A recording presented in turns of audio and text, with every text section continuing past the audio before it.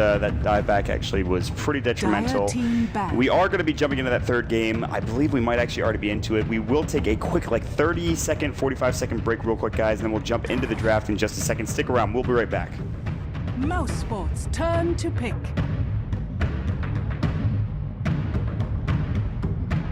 Queen of Gyrocopter!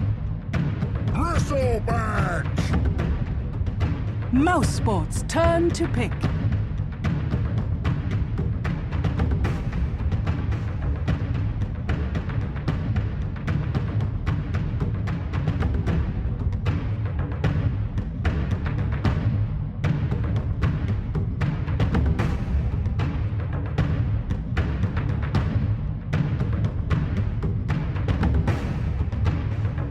Ten seconds remaining. Lion. 5 seconds remaining. Mousesports, turn to ban.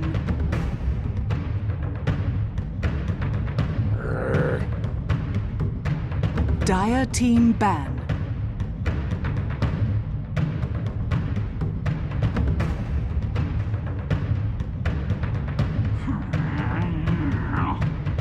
Mousesports, turn to ban.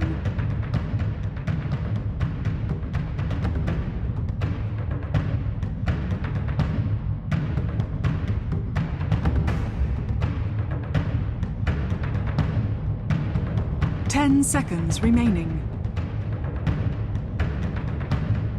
5 seconds remaining. Reserve time.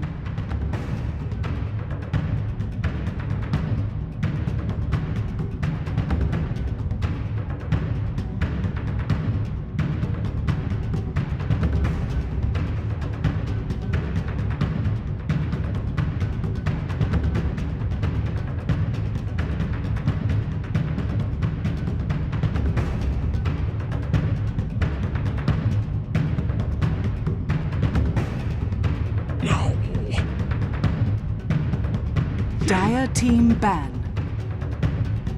Dire team pick.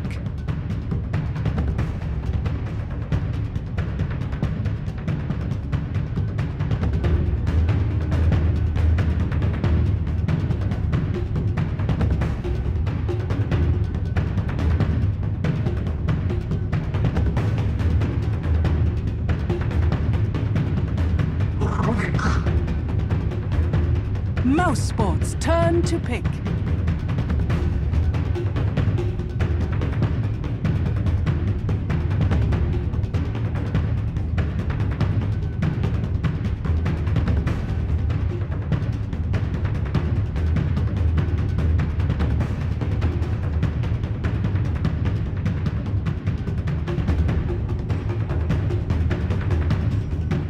Ladies and gentlemen, welcome back to the TI5 American Qualifiers. We are not going to waste any time. We're already into the draft between North American Rejects V2 and Mousesports. We are here, game number 3. I've got Merlidia alongside with me. We've got Purge as well as Hani. My name is Mont. Guys, we're into the draft. We've got a Rubik Bristleback Gyrocopter on the Dire side on the Radiant, Winter Wyvern, Lion, and Queen of Pain. And we're going right through this one.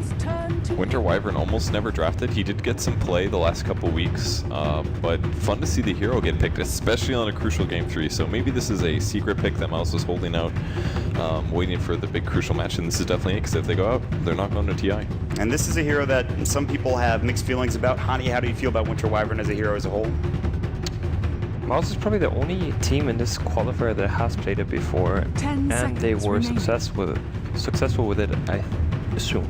I'm not entirely sure on that, but I know Leviathan picked it a lot, but I don't know if they won games. I don't know if they picked it this qualifier either. Reserve time. Overall, though, I think the hero has a lot of potential. If you utilize the ultimate will, as well as the first spell, where you can move over trees. Arctic Chill. Arctic Chill. Got you. I think the hero has a lot of potential in terms of ganking towards mid lane. Is he a good solution versus Bristleback, though? Like, in paper or on paper, it sounds like it's okay. Like his splinter shards or whatever. He's got 2 slows. His first ability is a slow. His second ability is a slow. It's a 7-second cooldown. You need units to be around it, so if Bristol's off by himself diving supports, it's not the best. But you also have the solution in your 3rd skill, which makes you immune to physical damage, which is the only thing that Bristol has. You can stack up quills, I guess, while they're doing that, but you know, it's not. It's a good solution, I think. And the ultimate is pretty good as well. If Gyrocopter has flat cannon off, he can still hit his enemies, but against Spirit Breaker as well, I think Winter Wyvern does give them some options, and they have, what, 3 fairly short-range heroes, Spirit Breaker, Bristle, and Gyro, so they could get some good value out of the Winter Wyvern ult. I do like the AM pickup in combination with Winter Wyvern, just because if you use the ultimate will, and AM can jump on top of the ulti, if you manage to blow up one target, everything around it that hits that hero is going to blow up as well. So I think it's a pretty cool combination, as well as having Queen of Pain, potentially getting a great Sonic Wave off. Well, you have to be careful because they did nerf Winter Wyvern. The way that his ultimate works now is that anybody that's essentially called by the ability takes 70% less damage. So it's kind of counterintuitive to the way the hero works out. I know some people have been complaining because Splinter Shot, the idea is that you ulti and you Splinter Shot right away, but now you have to time it so that the AoE hit right as it ends. Otherwise, you could really significantly limit your damage. So if there is some execution problems, this could be very drastically bad for MOUZ. So I think you have to rely on it more as like a stasis interrupt kind of a thing. Like obviously you can land stuns, so for a Lion he doesn't care because he's doing 260 with Impale. He's still happy to land like a 5-man stun because it's mostly about the stun duration, but for anti-mage ulti or Quap they have to be very careful with the interaction, I think. And this is backs against the wall type of drafting coming out. Mousesports, they get the Anti-Mage for Black. NAR V2 get the Sand King for Fogged, and even the Spirit Breaker probably for MSS as well. These are just some standard heroes they play a lot of.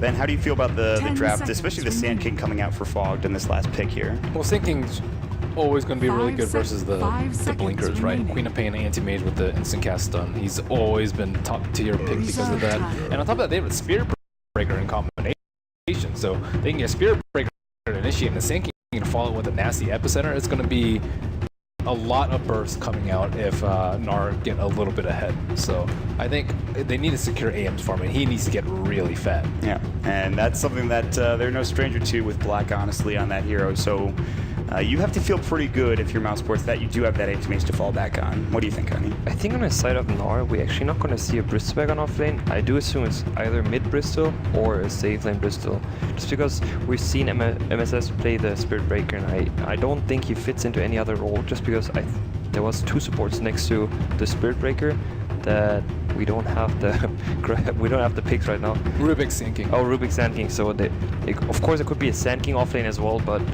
I would rather assume it's the Spirit Breaker offlane because MSS has played it before. Yeah, that's one of his go-to heroes, I think, honestly, and he plays well with it. It's a bit better than the Earthshaker, which, by the way, that was the last pick coming out from Mousesports, and Bulba is playing it, so he's going to be playing the offlane Earthshaker as well. I don't know. Again, let's just go through real quick. Who won that draft? I mean, we didn't get to really see too much of it, and if you had to pick a winner, can you, Purge? I'm going to have to side with my Winter Wyvern homies because I love that character, so I don't care about anything else. I just saw that sweet, sweet new hero, so that's what I'm going with. Ani? I think my predictions were completely wrong so far. I said, okay, the overall outcome is NAR being on top, so I could be still right with that. But I was thinking it's either 2-0, either side. After the last game, NAR has shown they have the teamfight potential. They've worked together as a team, so I hope that goes on for this game as well, so I'll stick with NAR. All right, we'll have to wait and see. We're going to jump into the game. Of course, a big shout out again to our Observer Pitmunkle, as well as our Statsman Knoxville. Ben, we're into the game. We have, right now, 4 heroes top lane for the side of NAR V2. No aggressive plays coming out. Really just defensive start as of right now. No team's really going into the enemy jungle trying to ward up. It's just, let's secure the bounty runes and let's hope for the best at this point. So looking at the lanes, we'll have Spirit Breaker on the off lane as expected. Bristleback looks like he will be... He's top, I think. Korok playing him with Ush, and actually, no, Ush. Yeah, Ush actually know yet. Yeah, Ush is heading top currently. Looks like it might be Korok mid on the Bristleback against a Queen of Pain for Koikfa. That's an interesting matchup. How do you feel about that? I mean, he's rushing bottle, and he got the bounty rune, so he'll be okay. If he like went brace or not bracer, if he went more early game items like circlets and branches, then he might be in a little bit of trouble. But should be fine. He can always ferry himself out of salve.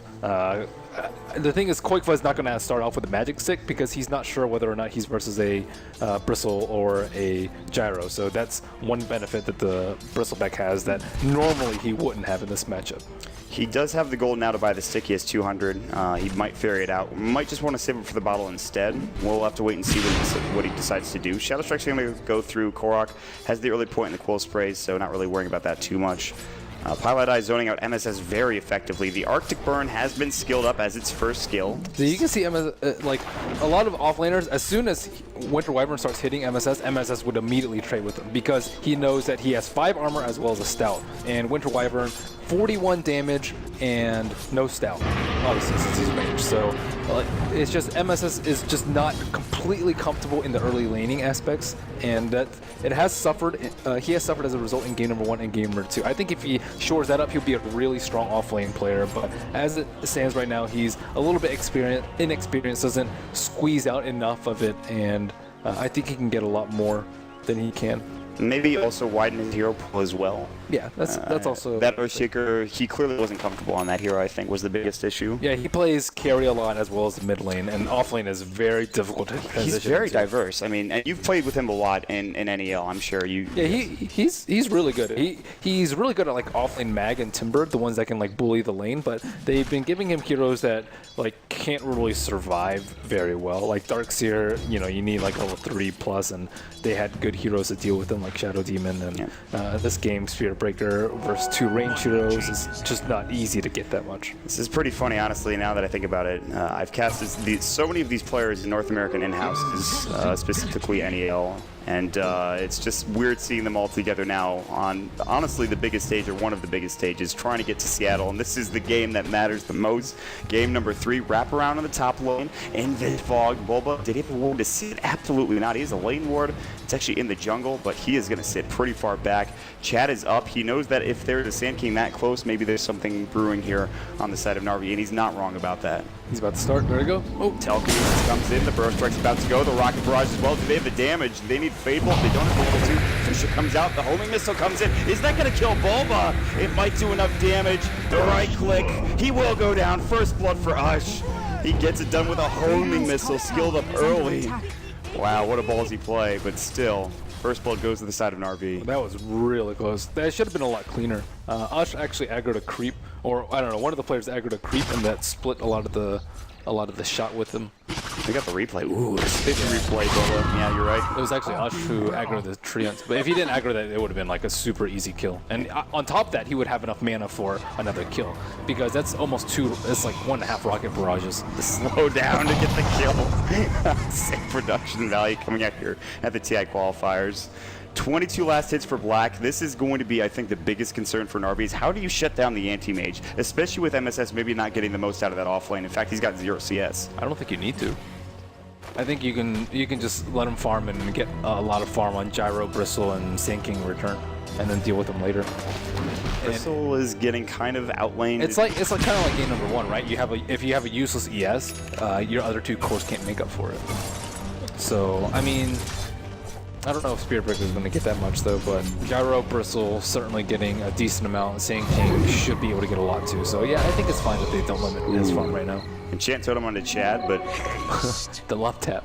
A little love tap just to get him out of that sandstorm. Come out of hiding, man. I just want to talk to you. Chad is actually just going to back up. I think they got the rune for Koikfa there with Fissure Block coming through. It is a bounty rune as well, so Koikfa 3 or 4 CS now up on Korok, which is actually pretty good for Bristleback. I think Koikfa has been Shadow Striking him consistently, and this has been kind of the build. You can go for Scream still, but you at least want that level 2 into Shadow Strike. I see that so often on Queen of Pains now. That seems to be one of the new things. I mean, I guess level 2 Shadow Strike was always kind of a thing too, but still.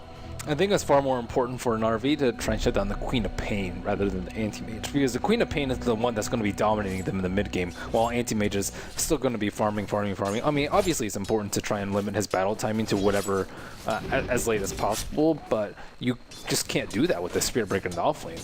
Like, what are you going to have to do? Sand King come in? That's not going to happen. Sand King and Rubik even come in with a Spirit Breaker? It's not going to happen until Spirit Breaker is level 6. Yeah. So it's just not worth the effort. And like, if MOUZ even has like one hero there, Earthshaker could probably even just TP in and filter and still stop the gank. So the chance of that gank working out is improbably low. They'll have to focus their efforts somewhere else. Yeah, Queen of Pain I think is a better target, but she's always going to keep her HP high. She'll probably have like 5+ stick charges to work with. But once Sand King gets a Blink Dagger or Spirit Breaker gets level 6, boom, try and nail that Queen of Pain as soon as possible. Or if Bristleback gets a lucky rune, you can put out a lot more pressure. But I think it's more important that they control the rune so that Queen of Pain can't pick up kills. And then after that, you transition. Queen of Pain is, she doesn't snowball that hard if she doesn't get kills. If she just gets items, it's like not that big of a deal, because I think Bristle's skill's a lot better. So it's really about that early first rotation, whether to mid from Na'Vi or from mid for Koikfa. It's about the level 6 on Spirit Breaker and the Blink on Sand King. So I think the Blink on Sand King should come out first, especially with that one kill. Yeah. But I don't know if he has enough stacks. He needs to get it by, he was sitting around a lot, so I think 9.5 is a really good timing that he should aim for. Yeah, his jungle is not being invaded just yet. Way2 and Bulba are going to smoke up, and they might actually find a kill here on Korak, but he's actually under the tower. They're going up for the jungle. Yeah, they're going to go for the jungle right now, and Way2 needs to be, or rather Bleak, it's not fogged. Needs to be very careful. The sentry comes down. There's the Hex up as well. They're going to get an easy kill for Koikfa, and that's huge. The stack as well coming out. The Fisher, they're going to clean this up. This is so much gold coming out. Everyone's converging, though. Koikfa and Way2 might be in trouble. Bulba will go down. Telekinesis, the Rocket Barrage. Koikfa's going to get ran at here. They already lose another hero as well with the right click. The Bristleback came and killed the Lion. Koikfa will survive, but they do give away 2 kills in the process. Did they block the camp with the sentry or no? I think that's a block. Yeah, I'm pretty sure that should block. That's really important because they have a reserve ward as well as a sentry. They can get the 2-in-1 special for the sentry ward, but it's not going to let the 7-minute spawn. So that's a really important move for MOUZ, and they're identifying the threats properly because a farm Bristleback's going to get farmed. If you kill him, he's just going to TP back to lane. But if you steal a Sand King stack, that's like 3 or 4 minutes of work that you can't just TP back and farm it because they just stole most of it. And on top of that, they placed wards. That's 3 minutes of a farmed anti-mage now getting even more room to work with and even pushing a bottom that. And Pitmuckle is just, he's a god of knowing where these lines are, honestly, for the creep camp spawn. So he did draw it out, so yeah, it does block. No surprises there. Black he was going a bit deep on MSS, but MSS is able to back away under the tower. MSS is sitting at level, what? He should be 3? Yeah, he's almost 4, so it could be worse. Level 6 is going to be coming kind of soon. He at least has a couple of creep waves, a couple of creeps under the tower, so he can last hit or get some experience without it getting denied, so that's fine. But now things are a lot more predictable because before they'd have to worry if Sand King or Spirit Breaker are off the map. Now it's only Spirit Breaker because his Blink Deck is going to be mega delayed because of that. It's 8 minutes already, and it's at 700 gold. And not only that, they have eyes there. They have the Reservoir Ward place. So like they know what he's up to. They know if he's stacking, and it's just not a good place for Bleak to be in. They're getting back that control that they had in the first game, that map control, the vision control. They emphasize it so often, the observer wards, and it's honestly a huge part of the game. But then again, Koikfa could throw away with a dieback again, so it's it's a possibility. I don't expect it.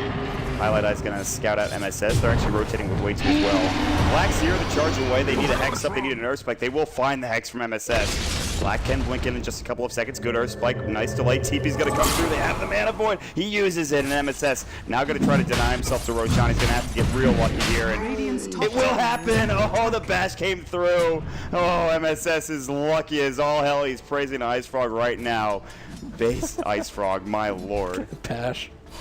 Unbelievable. Well played, well played. Wow. Affirmative. That's actually ridiculous. And that actually wastes a lot of time too. Black could have been farming down there. The sports could have been rotating elsewhere. Space kind of created. And MSS, the best thing is he doesn't lose anything. Let's see this bash. Mana Void. Let's slow this down. Let's slow this down real quick. Come on. Give me that bash. Give me that bash. Ugh. And Way2 wanted to give Black the kill too. Yeah. They were so certain that they were going to get it. You never expected, man. The 17%. Korok now getting chased down. But just a little bit of harass coming out. Oh, even the charge. Yeah. Oh, he was charged? Not even second charge. Oh, okay. call down coming through. Black and Pilot Eye in kind of a rough position. Level 6 comes through. Black will take the brunt of the damage, but he's got Blink. There's the Winter's Curse coming up. Pilot Eye already level 6, but here comes Fog. Cold Embrace comes through. Black is on the cliff right now. Right click will get the kill for Ush. That's huge. And Pilot Eye is going to go down as well. And more space to be created for the Sand King in mid. That's a big, big deal coming up from RV2. That kill on Black is gigantic.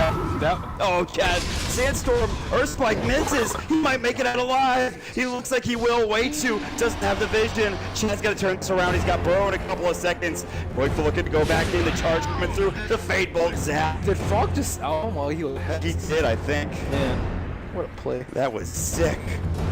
Well, also, Spirit Breaker made a really important play there. He charged the anti-mage so they could get vision on the high ground, so he didn't have time for blink cooldown. That was a huge play from MSS. And it looks silly like AM just tanks a rocket rush, but it was all set up because of MSS. And he's going to stack the Ancients as well, get some more farm for Croc on the Bristleback, and I don't think they actually do have the Uber Cliff ward on Roche Pit, the super ghost ward, the super ward but there. They can't contest it really, because if they show up in Vision, Spirit Breaker just charges them, they're all like clumped up over there, and then they just get dominated by Sankey and Gyro. Sonic Wave is also down, so if they take it sometime soon, It's okay. This Blink Dagger's not going to be that bad, I think. Yeah, I mean, it was originally supposed to come out at like 9, but with that, I think 11:30 is pretty good. The Cold Embrace is just not mega useful because of the Gyro, though, as well as the Sankey. Yeah. So I think it's really good versus Spirit Breaker Rush Down or Missile, but they have so much magic damage that you're just standing there, right? You're standing there taking a cooldown. Generally, you can just run out of cooldown, but obviously the Cold Embrace, and then on top of that, with Epicenter, you can just take maximum epi damage every single pulse. That's not going to feel great if there's a Cold Embrace that's missed time. So it really comes down to Pile Die and his usage of the ability. Not only that, but Winter's Curse as well is going to be very important. Bulba is somebody we haven't talked about a lot. He's just about level 6. He has Tranquils and Soul Ring, I believe. So he's looking a lot more comfortable on this Earthseeker than MSS was in that first game. And he did get some more room to work with, obviously, but still, he's in a really good spot. Yeah, but MSS is playing very well with the deny and then the charge on AM. Is he level 6 yet? He's probably close. No, he's not there yet, but that's the Blink Dagger now coming out at 12 minutes, which, by the way, the average time in 6.84 is 12 minutes for Sand King Blink Dagger. Oh, yeah, I forgot they nerfed it. Yeah, that's right. So that's something to keep in mind. I saw a stat, I think it was from Modpacks the other day. I could be wrong, but that is the average timing. Now I feel like a fool. Can't remember the stat. But anyways, Korok's going to walk back mid. Way2's going to try to leech experience. Koikfa's going to be somewhere else. They actually deny the stack up for the Ancients with the Observer Ward there. Rather, Sentry. The Observer Ward's on the high ground. Oh, it's a Necro Book Rush from Queen of Pain. Wow, that is old school. We were just talking about this and how, like, nobody really goes for this build. And I think Hani's a fan. I can't hear you, unfortunately. You know, I had a Bristle. Good against Bristle. All right, we got it. Bulba's going to get called out done. Eccleston comes in the Cold Embrace. Ush in trouble. Sonic Wave. They don't finish him off just yet. They do get the kill on Bulba, and they did steal Sonic Wave, but they do take down Ush. And that's, I think, the most important thing there. And it says, I don't think you should complete that charge. Yeah, that's not a good idea. And I'll back away. But Ush goes down, man, and they get an Echo Slam kill. Although Bulba, I don't know if he died before he got the kill. So what was thinking? He got his Blink Dagger 1.5 minutes ago. He's still Sandstorming, man. Chad, what are you doing, buddy? He has to be there. You have to make an immediate impact with the Blink Dagger, especially when it's a little bit delayed. Oh, they know where Pilot Eye is. Yeah, that's an easy kill. He's dead. Nice. Yeah, that's not gonna work. Nice ward at the bottom in the lane. He just gets pushed up to the high ground. Gets pushed out of bounds pretty much. And Chad is like, I don't even need to burrow straight. That's some Cloud9 stuff right there, man. That's hiding in the trees and Chad puts out the lane in TPO. Oh, it does not work out. Korok in some trouble. They're going to use the Fisher and Chantone. He's very tanky. Can he survive this in the charge? The triple burrow! Oh my lord! Chad going to work. They will get Korok. They lose 2 in the process. Koikfa, he's getting charged now. They know this. Fog's walking in. Sonic Wave connects. The last right click. The smoke Fog will go down, but it is worth it. It is worth it. They get that kill on Koikfa. And Chad comes to the aid of Korok. Korok does end up dying. But 6 stun coming out from Bleak. Dire's bottom tower is under attack. I thought he was gonna epi first. That was huge by Bleak. And with With that, Tis mine. Oh, we got our third replay. Let's see this again. I actually do want to see this again. I think it was only a double burrow. What happened Dire's to... bottom tower he is got under sprayed attack. down. Okay. Oh, the Scream of Pain comes in. He shouldn't have stayed. Quark, you were a bit too aggressive there. But that's it, man. And then they dive for this too as well. Sonic Wave just connects. MSS comes in. Boom. Easy. Poor Fogged. I think he blew a smoke there. He did. Dire's Was he middle trying to tower magic stick or is under something? attack. He might have. I think he must have. He has the wand on, so that's the only thing. So now he uses a smoke, which kind of sucks, but... I mean, that Sentry Ward almost didn't do that much. It's only going to block one spawn. Right. That's a 200 gold investment, or at least 100 gold investment for just Korok not getting as much farm. They've been fighting a lot. I think it's better to gank it, but They I mean, smoked mid, by the way. Dire's bottom tower is under attack. They're waiting. that's a very nice Observer Ward placed behind. And they can maybe scout out like the Sand King, but I mean, they don't have a good way to jump the Sand King though. I guess maybe Queen of Pain can't blink in with Necro. Like, she'll just die. Yeah. The Necro book purchase becomes very interesting. What is the reasoning behind that choice? It's good for Sand King, so he can't Sandstorm. Also, Hana was saying he was going to It's get good versus back. Bristle. Yeah. Because a lot of times he can't avoid but kill the Necro, and on top of that, he needs mana.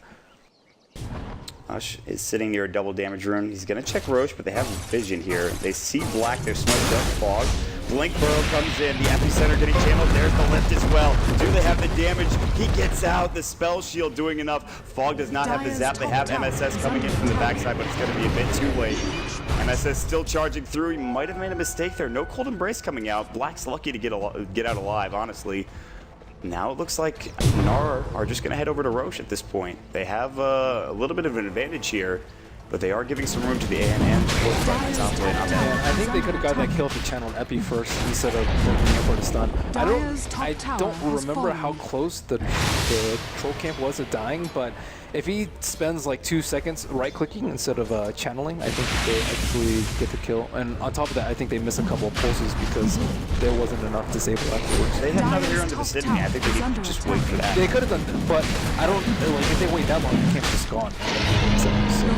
RV with the bristleback will take advantage of Roshan yet again. Things are looking really bad for MOUZ, and Queen of Pain needs to be able to get like a couple more kills right now to buy more time for Anti-Mage to be the most farm net worth. Easier said than done. These heroes are tough to burst down. The null field, you have to remember, I don't know if he has a point in it yet. He might not actually, but he does. He went for that early, the value point in the null field. I think it's like, what, 5%? Something ridiculous like that. Yeah, it's not much, but it's something.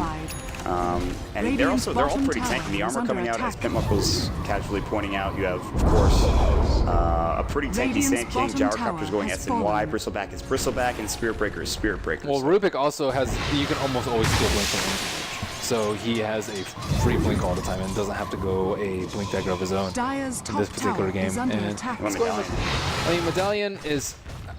I don't like it at this very instant just because they just took down Roche. I don't know if he was started building before Roche, but if you already killed Roche, I don't think you need to build it for like another 5 or 6 minutes. But at the same time, I don't think you have enough to time before. Good Fisher. Oh, Burrow's not connected. He's going to try to TP. Fog is going to be there. Blinks forward. They get the Nether Strike off. They don't even need the lift, but Echo comes out. MS has to be careful. Enchant Totem. Fog doesn't get the lift. I think he already used the charge in. Golba. Sonic Wave blows up 1. Almost blows up 2. Burrow comes down from Chad. He needs to leave. Sandstorm comes through. That could have been better for an RV. They didn't need to lose. Spirit Breaker punch mid lane. Now gets caught out. The Earth Spike. That's Aegis. But is he going to survive the second round through? They don't have any mana on Trouble. Rocket Barrage call down going in. Black getting fissured. Mana Void gets the kill. That's huge again, and we go back and forth, kill for kill.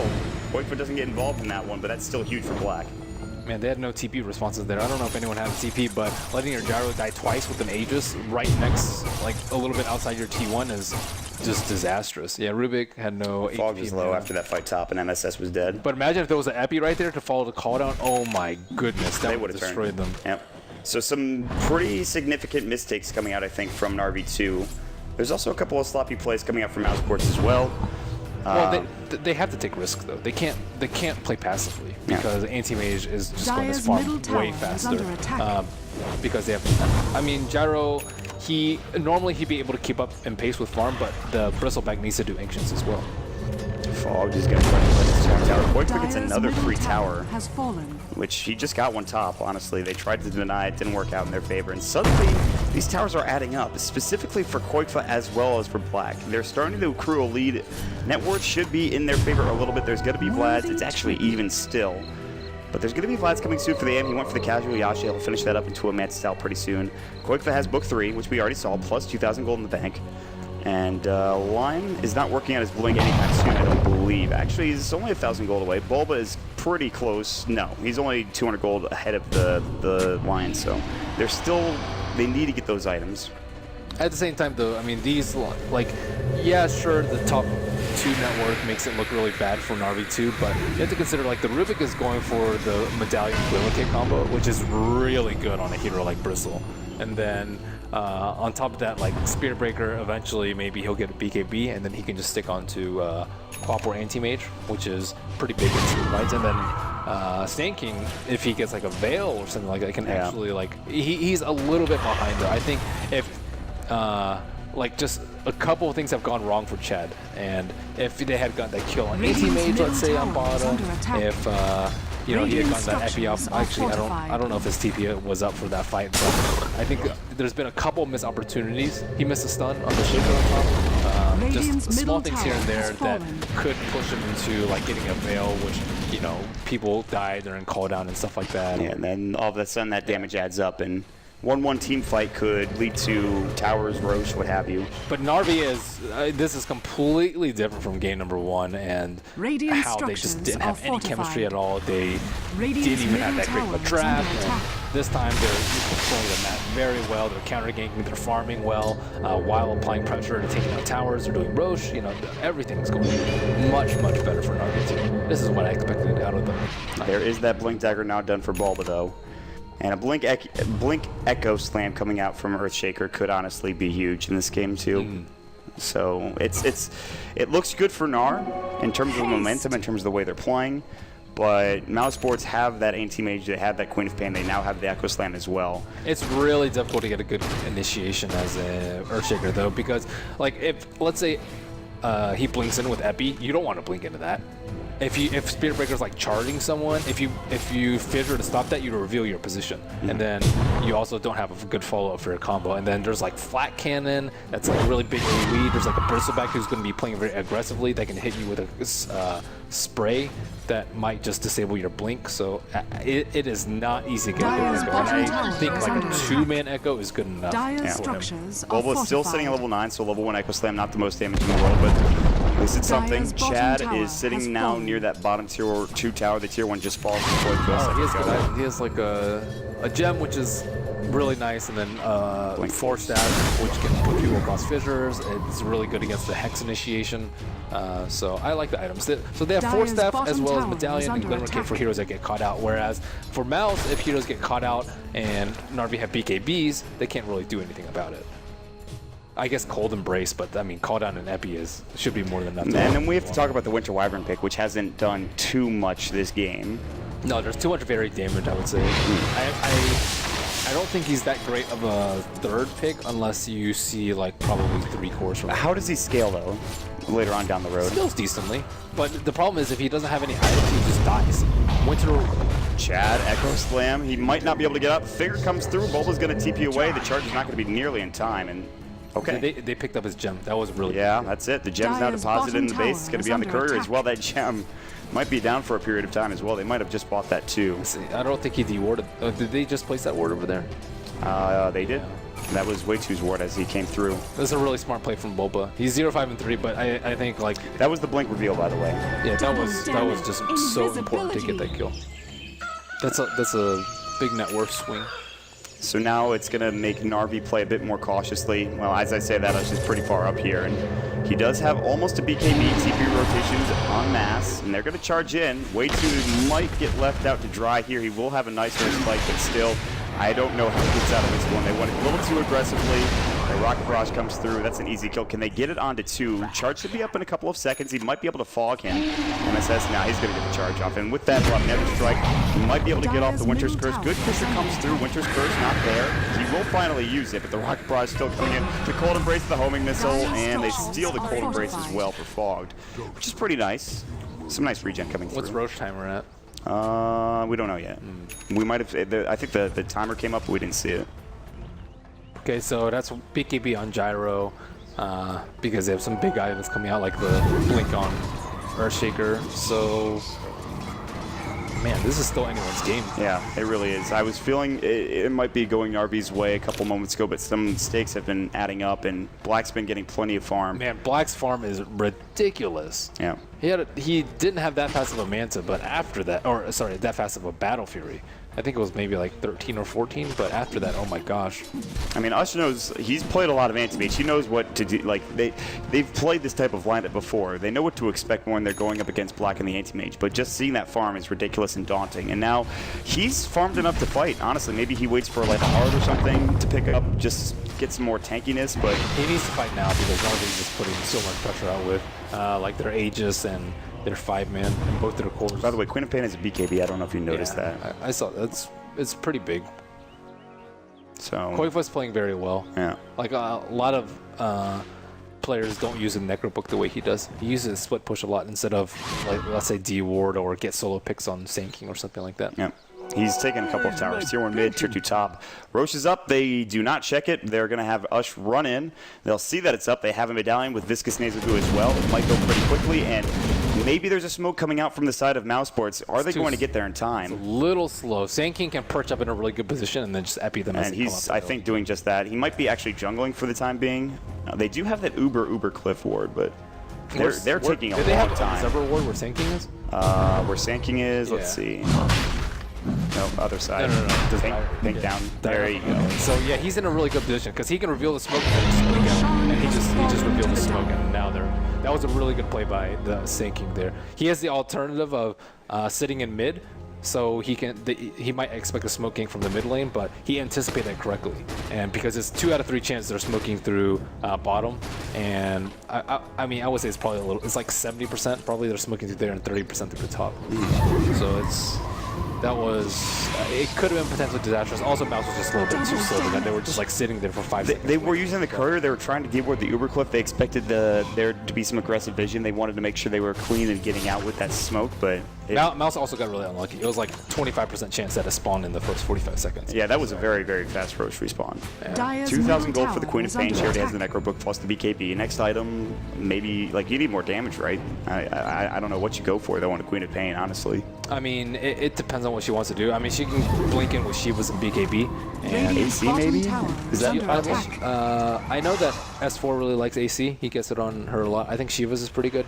But I think armor is really...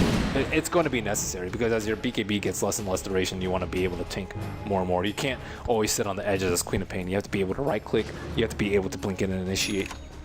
Koikfa and Volba heading top. This is really good. Scotty or Scythe? Scythe, I don't like that much here. I think Scotty's a little bit better. You like Scotty? Yeah. Honey likes Scotty. It's just because they have like Medallion and Force and stuff like that. Like the Scythe is just not that good.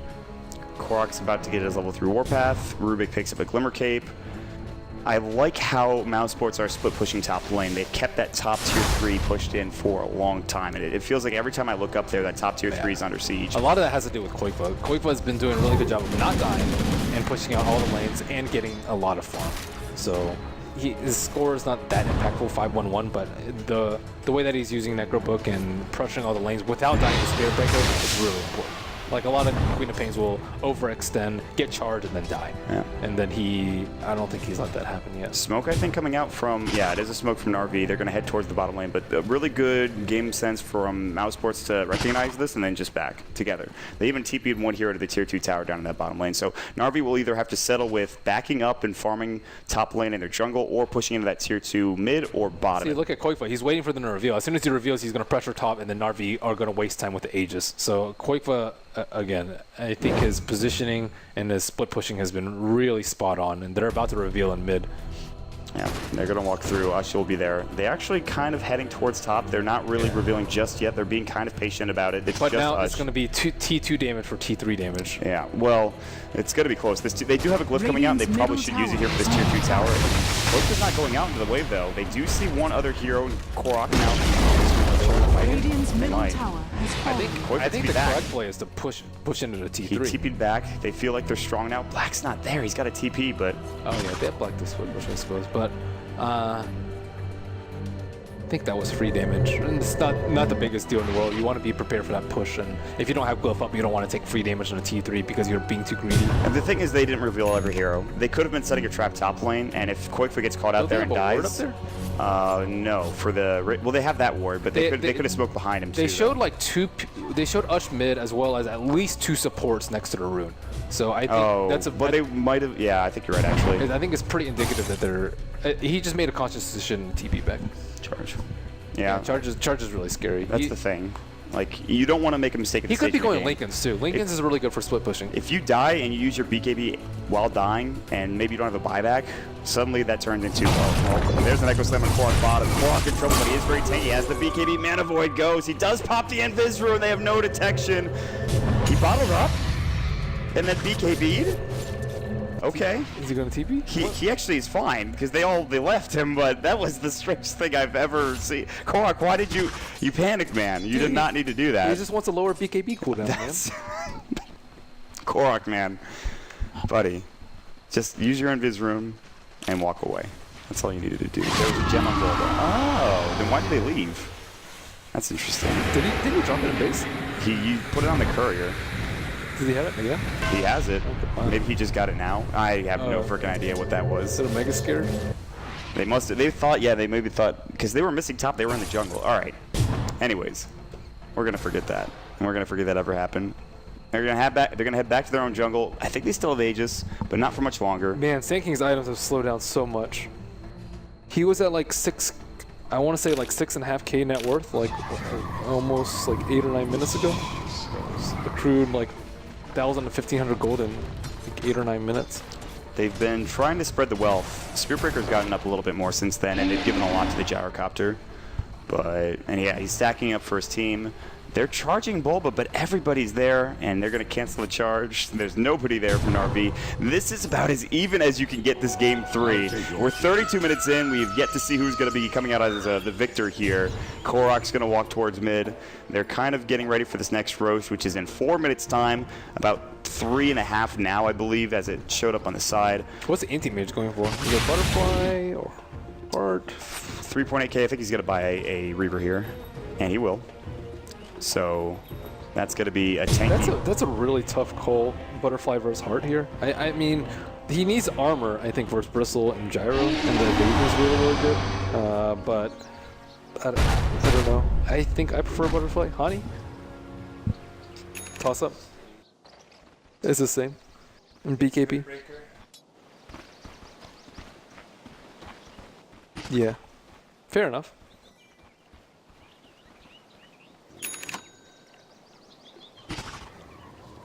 Yeah. That is a butterfly for the Gyrocopter now done at 33 minutes in. Pretty big item. It's going to take the Ancients as well, so now it's just kind of... He doesn't have that much HP. Remember Black's build where he had Yeah. 2600? This guy has 1650, and they still have pure damage, Yep. and they can jump him before BKB with the Echo. So maybe it's Scythe too. We're not sure what team the thing's going. It's just about who jumps in, honestly, right? Who gets the initiation? Not necessarily. It's like if they jump Gyro, they can still force staff him. They can Glimmer Cape him until he pops his BKB. So they can also Medallion. I don't know if he's going for Lotus or Blink. What's Rubik going for? He has the Medallion. He's saving up money. He actually just bought the Glimmer Cape, and I guess he's buying Wards. That's it, really. Fogged has stopped his progression as well. So it's a very tense moment at this point, honestly. Mousesports, Narvi. The biggest thing I will say is that Pilot's impact and even Waitsu's impact have not been felt. We talked about the support duos and how much emphasis we put on them. Speaking of support duos, Chad's probably dead. He most certainly is. Bulba's going to get charged. Telekinesis coming in from Fog. He's kind of blown. Spell was stolen. It's Enchant Totem. Black now's trying to fight this, and they will throw up an Arctic Burn onto Korok. They do not have Gyro. He's top lane. They're going to go for Fog and MSS. Black comes through. The Earth Spike as well. Boba gets the Fisher on the 2. They're behind the tower. Now MOUZ getting a little scared. Ush does TP back. But Na'Vi can't really fight this anymore. They're a little too low in health. They have mana as well coming in. Take down that tier 2 tower. Blink back. Mousesports with an aggressive play that does pay off in the end. Maybe not. Korok pops the Invis rune. Might be able to get a kill here. Ooh, yeah, he just pops the BKB. Good Cold Embrace coming out. Now the Rock Barrage going to go to work, and way too should fall, but here comes the Anti-Mage. Black gets telekinesis. There's the Fisher. The cooldown's coming in. Now they use the Cold Embrace, but Korok not taking any damage. The Sonic Wave. Koikva's dead. Black gets mech'd up. He's going to get to the low ground. Pilot Eye will not be so lucky. Fog comes back, and he Glimmer Caped away. The Fade Bolt. The last couple of right clicks after this Cold Embrace will do the job, and Ush gets the triple kill. That might be the fight that turns everything for NARV. Now Roche is almost up. This is huge for them. This is absolutely gigantic. Queen of Pain does have buyback, but oh, are they going to see it? they're not going to scout it out just yet. Chad, stay in there for 5 more seconds. Charge coming through. They won't see it. Chad, don't you leave. Oh, this is all you need to do. No, he walks out. They're not going to know. They might go back in a second. The gem is on the deck, too. They lost the gem from Bulba. That's a free Roche.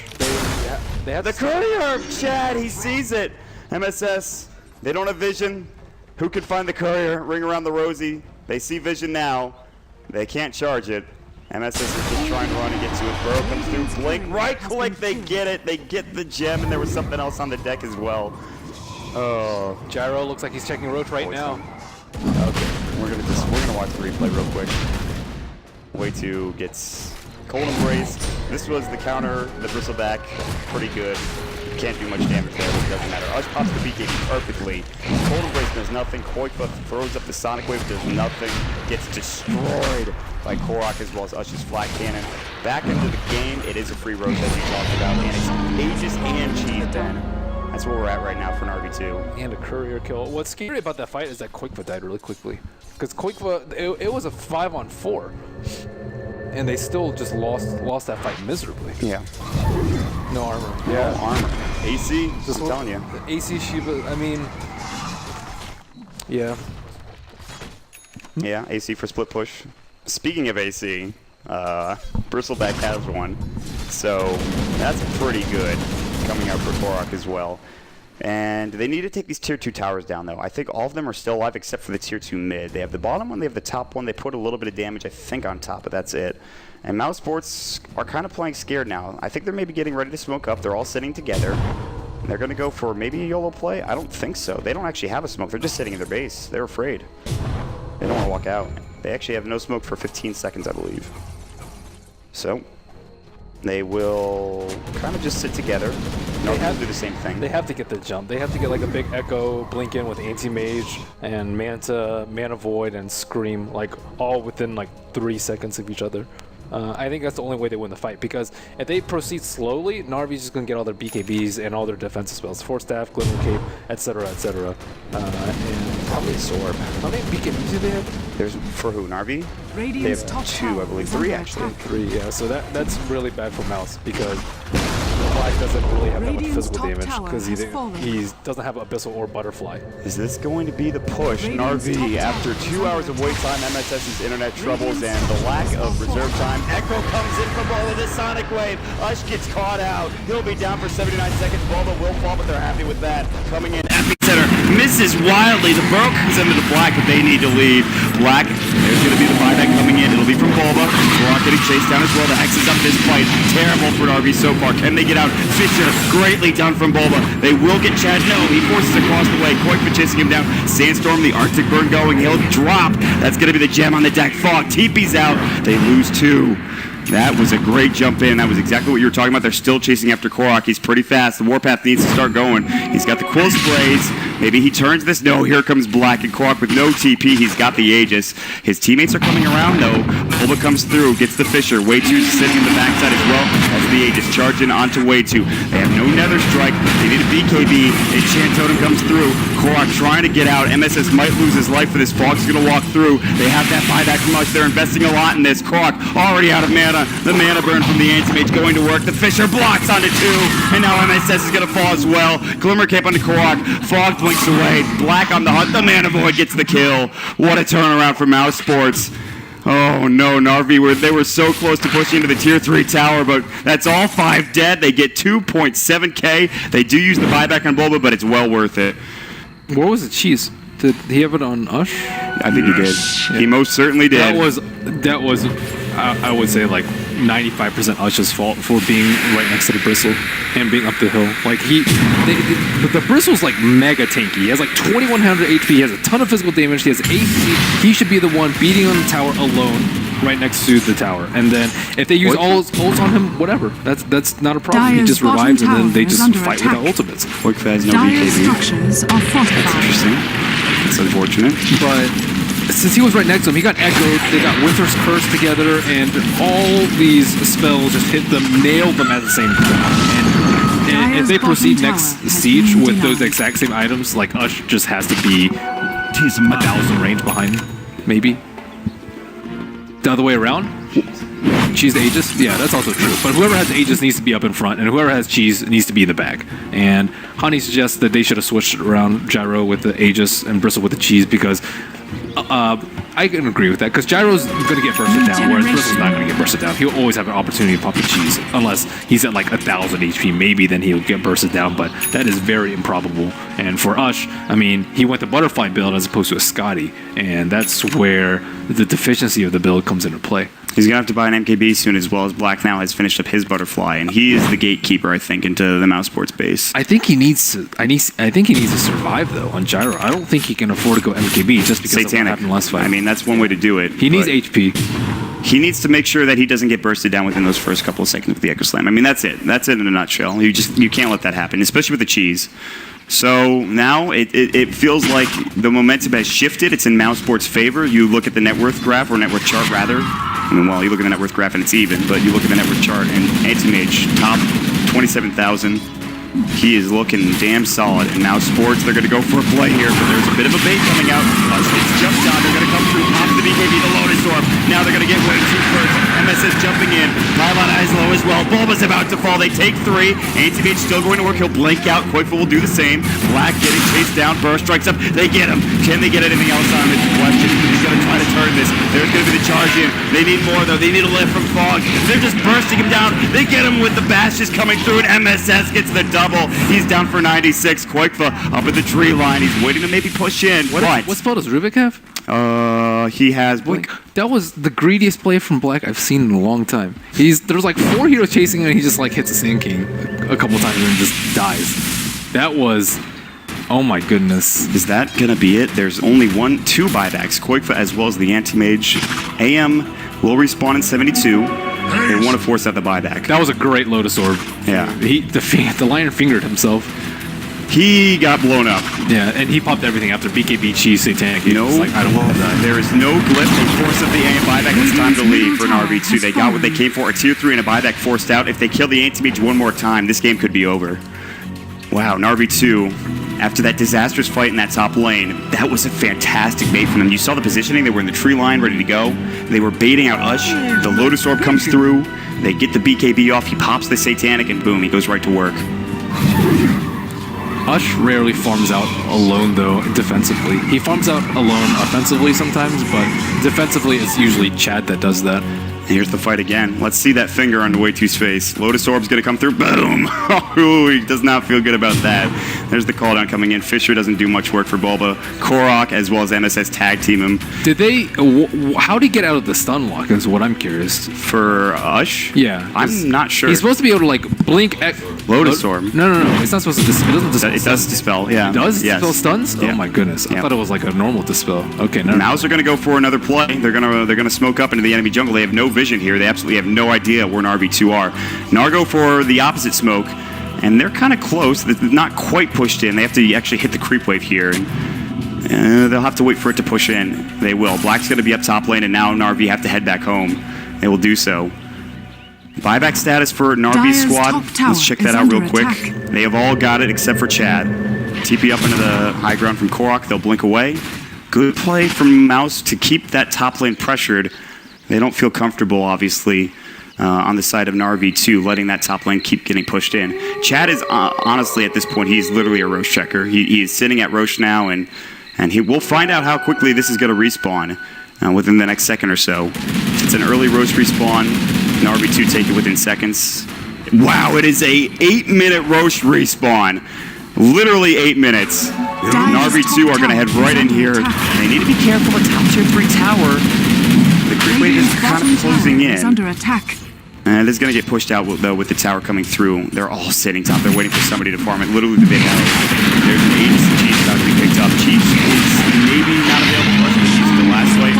Bristleback picks up the cheese. This time, Ush goes for the Aegis. That is the right play, I believe. Now where do they head? TP top lane. Lotus Orb does not dispel All right, well, we're crazy then. It dispels Hex, but they have Echo. They have Echo, Aftershock, Fissure. Did he echo? I don't know. I don't think he did. I'm pretty sure they could have killed him again, but I'm not exactly sure. They have Impale on top of that, so they have like... He went in and fingered first, though. Yeah, they have like 6 or... No, he fingered after he had already Lotus Orb. And BKB. Okay. So, yeah, he actually just took the finger damage without actually doing any damage. So, like, if they... Maybe they relied on the Blink Hex, I think, without the Echo. Spell Steal, Telekinesis. He actually gets Blink. That's pretty nice. Blink, this is a Blink game. He doesn't need a Blink Dagger for this specific reason. Blink for days. Anti-Mage gets a Basher. He has no buyback, and all NAR2 need to do is bring him down once. The game might not be over. They might lose too much in the process, but what would that do for them, bringing down that Anti-Mage? It almost could be over, honestly, with a kill on him. Down for 3 minutes and 38 seconds. I mean, it should, in theory, be pretty hard, though, because they can use Winter's Curse into BKBs. That's why I think Winter White is such a strong support, because not only can he... Yeah, he can like waste people's time in the BKB by defensive cold embrace, but also offensively with Winter's Curse. So you can almost like render the whole duration of the BKB useless if you're a hero like Gyro or Bristle. Koikfa's on the back line. He's going to look for Chad. Telekinesis on to Koikfa coming through. The Bristleback coming in. Now the Fisher on to 2. There's the fabled Sonic Wave. Chad getting low. Ush as well. Pops the BKB. Koikfa in trouble. BKB going through frame, but Korak going to work. The last right click. The Nether Strike has to buy out immediately. Chad stays alive. No epi was used. He's low in health. They don't want to give the cheese to him. Ush needs to maybe think about just dropping back, using his Satanic and regenning up. No, they have earned charges. Black pushing out. Now. MOUZ doesn't know how to initiate now, because if they go onto Ush, they just do the same thing, and they just Lotus Orb him, and then he BKBs and pops Satanic, and then he lives. If they go onto Chad, I mean, those 2 damage dealers are alive, and he can't survive during BKB. So, I mean, this is without Aegis and Cheese, too, which would make things almost trivial for NAR2. Cannon, Rocket Rush. Ush is going to lose all of his mana and just kind of run it black. The time being, he's going to go in. Only this will fly through. There's the Cold Embrace used. Fisher onto 2 as well. They still have everything ready to go. Sonic Wave is down, though. They still have that Echo Slam. They still have the Mana Void. They still have the Finger. It comes down to Lotus Orb, maybe a Chat initiation. They have to get Ush some mana back as well. MKB is very close for Ush. He's got the 2 Javelins on the Courier. Demon Edge is available for purchase, but he wants to maybe save on his buyback as well. They need vision on the high ground. It's nighttime. They're pushing uphill without Black Telekinesis. I don't think they're going to do anything with this, though. He is going to get Homing Missile. Cold Embrace will come out. And where's MSS? He's not going to charge him. No Nether Strike. Burrow Strike comes in. Nice Glimmer Cape coming through. They have the gem. He'll blink up to the high ground. Tense. Daytime becomes a lot easier for NAR2, but they need to get eyes on the Winter Wyvern, because Winter Wyvern can save Anti-Mage, and he doesn't have a Blink Dagger. So if they go onto Anti-Mage, he's just going to Cold Embrace and then Glimmer Cape him. Koikfa is split pushing right now. He went for sight. Black is going to go into Ush. There's the Telekinesis charge into MSS. He cancels it. Ush getting low. Lotus Orb's up. There's the Burrow Strike. Blinks out. Ush will go through as well. They want this Rax. The Mailer Rax. Flip is going to go through. Ush can't get it yet. Korok in trouble. Has the cheese available. Gets bashed up. Might need to use it. Echo Slam comes out. Korok about to fall. Glimmer Cape won't be enough. Epicenter getting charged up. They need to get this Rax. Will they? Ush is back and ready to go. Rax will fall. Black Telekinesis. Do they have the damage? It looks like no. The Butterfly keeping him up and alive. They will get the Rax, though. MKB is picked up and purchased. Koikfa jumping in. They won't get the range. Black will chase a bit further. They have the Lotus Orb. Bulbo gets the Enchant Totem on MSS. They get the bash up. They get the triple Burrow Strike coming in. Black gets charged up. Koikfa as well. Can they get any of these heroes is the question. No. They'll back away. Way too. Blinks forward. Looking for a Hex or an Earth Spike. Can't find it. Glimmer Cape goes in. And that should be the end of the chase. They lose Korok. They pick up the Melee Rax. MSS will TP out. And that's it. That was pretty good. And they did as Hani suggested, and they switched to Aegis Cheese, but Bristle did get burst down from 1,000. And he was Hex in the end. I don't know if they had Lotus Sword up. It looked like Sand King was channeling his too greedy. The thing is, well, they have Force and Force and Lotus, right? He should be able to pop it. AM buyback is up in 4, so all of that time he did buy Abyssal, and he won't have buyback now, but he did have buyback for a second, so he can still farm up pretty quickly. I think he's assuming that they're not going to go for Roche or they're not going to go for high ground push until Roche is up, which is a very long time from now. It's back up in 5 minutes, so that is more than enough time for him to farm up his buyback. There is no buyback for Quakefoot. He's down for 338. Buyback came in from line. He's down for 555. He doesn't really matter as much. But we're getting to that critical mass point of 50 minutes into the game. It's still really difficult for MOUZ to split push, though. Normally you'd feel safe, but with Spirit Breaker, Radiant's even 50 tower minutes in the is game, and under even attack. with just BKB, I don't even know what other items he has. BKB plus just BKB plus plate mail. So he really doesn't have any damage. Like, even with just a BKB, he is still a really big threat, and always in the minds of MOUZ, especially Quakefoot, I would say, because he Radiant's doesn't have any bottom armor. tower is under Spirit attack. Breaker. Oh my lord. MSS, level Yeah. 16 now. They can't show. Like, they can only show for one way. Okay, Radiant's bottom tower has fallen. No. There's like not even been that many charges, honestly, too. Blink and Burrow Strike onto Black. They're going to come in through. Telekinesis not going to go. He lifted a creep, I believe. Oh, they're doing it on highlight. MSS might get caught here. This is real bad for them. MSS in trouble. Abyssal is going to come through. There's the Cold Embrace as well. The Black getting right click down. He is going to get bashed up for a moment with the MKB, but still gets out. Buyback comes in from Highlight Eye. Gems on the deck. Fog will pick it up. All right, that was kind of greedy coming out. MSS is down for 55. That's a lot of their initiations. They're just trying to whittle down these buybacks, and nobody has it.